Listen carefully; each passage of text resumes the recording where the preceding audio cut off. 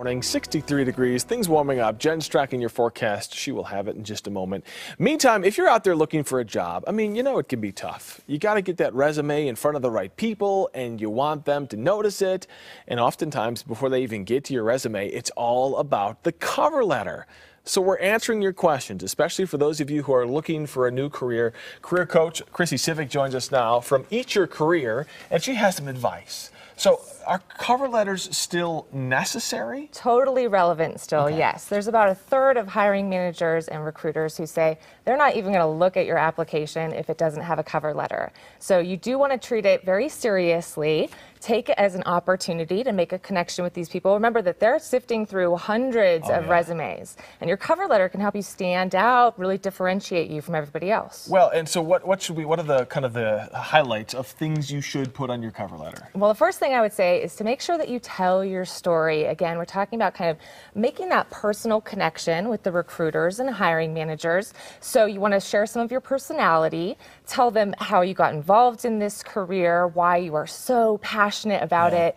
You want to give a lot of energy, a lot of excitement, share your enthusiasm, because remember, that's what you want them to feel when they're reading it, right? It should give them a reason to be excited about you. Exactly. Yeah. They want to bring you in and talk to you. Okay, so what should we exclude from these cover letters? Exclude? Well, What shouldn't be in the cover letter?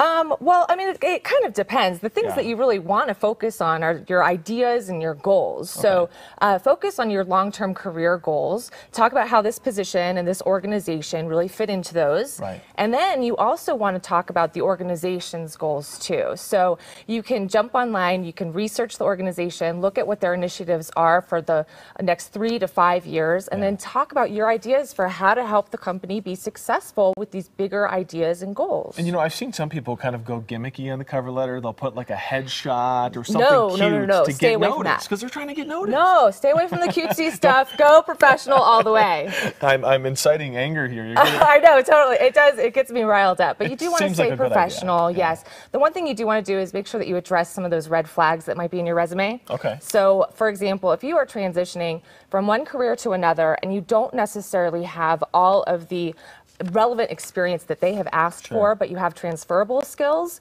you can address that really quickly in your cover letter by talking about why this transition is right for you, why you're really excited about it. Let them know that you're not trying to hide anything. You do have the skills, but you've demonstrated them in a different way. We got to wrap up, but real quick, any suggestions for moms out there who have spent 4 or 5 years out of the business world and are trying to put together a resume and a cover letter? I got lots of suggestions for you, but you definitely want to talk about things that you've been doing as you've been at home, volunteer work, PTA, anything that you've been working on that have been keeping your skills up to date. All right, cool. Chrissy Civic, thank you so much. Always a pleasure talking with you. Always some great advice, especially for people out there looking for a job right now. And you can find more information on our on-air section. Go to KDVR.com, click on the link to Eat Your Career, and you'll find out all the good tips and even more. So thank you again, Chrissy. Let's check your pinpoint